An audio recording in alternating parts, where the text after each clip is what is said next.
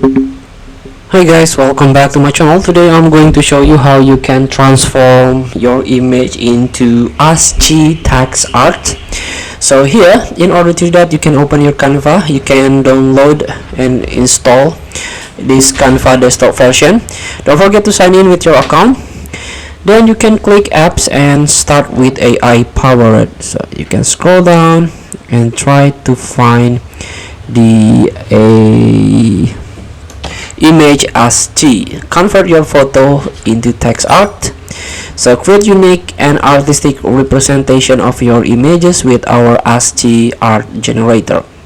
So you can use this is use in new design. Click whiteboard. Make sure you have a good internet connection.